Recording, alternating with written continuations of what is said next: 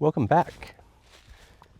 It is a wonderful, hot, humid day here in North Carolina after some much needed rain, but we're going to do this anyways, even though, as you can tell, I'm soaking wet at the moment as I swim through this forest. I want to talk about Matthew chapter 6 and something I came to realize. Now, as I memorized this chapter, I saw a pattern in it. But there's something in the last piece particularly that jumped out. Well, it's the whole thing. What is the theme? Because when you're going through these chapters and you're memorizing them, and there's a bunch of small pieces, and you got to put them together when it's not one long narrative that flows, you got to remember the headings, right? And it helps to see a pattern in that. So in Matthew chapter 6, what I saw was we start out talking about alms, and then we go at length into prayer, including the Lord's Prayer, and then we start talking about fasting. And then we talk about treasures, right? Storing up for treasures in heaven, not on earth. We talk about the eye being the lamp of the body. We talk about not being able to serve two masters. And then we go into about 10 verses on not worrying, right? Don't worry about your life, what you will eat or what you will drink, or about your body, what you will wear, right? And that kind of is reiterated through there, Don't worry about tomorrow. Today's troubles are enough for today. So what I didn't catch, I saw that theme, and I see that alms, prayer, and fasting, through that we store up for ourselves treasures in heaven. And with an eye on the Master, with our eye on the Master, we don't have to worry. So what kind of hit me there is these verses are all about worship, right? Because what is worship? Worship isn't just about bowing down and surrendering to some narcissistic God that needs you to do this, because he doesn't.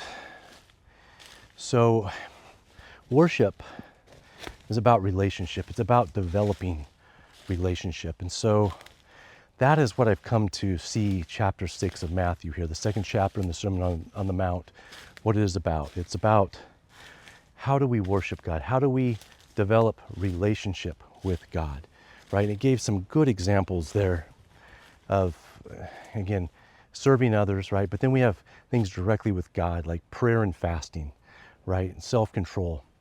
And focusing on things of heaven and not on earth, okay? But the last 10 verses or so there, when I'm talking about worrying, it's talking about, getting into some thick woods here now, as I'm coming out of them.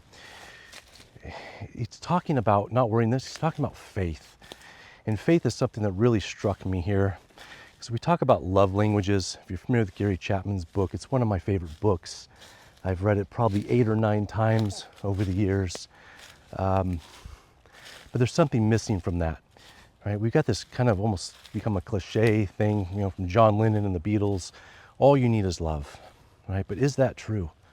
Is that all we need is love in a relationship? And sort of. But I think there's a crucial piece that's missing. It's a story that's told over and over again in Scripture, the Bible and others. And that is that last piece there on don't worry. And what does it mean to not worry? It means to have faith. What does it mean to have faith in something? It means to trust in something, right? To trust that this other person loves you in return, right? We can read about God's love, right? We can have our partner tell us that they love us, right? But if we don't trust that, we can't have a relationship. So I think trust is and it can be scary, right? But it's just as important. I don't think we can have a true relationship with anybody, particularly with, an invisible God.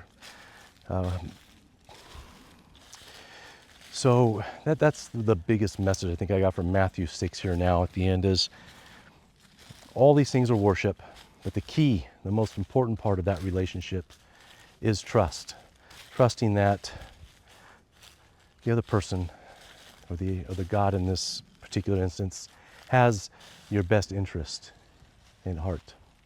So just a quick little message there as I read that. What is God's love language?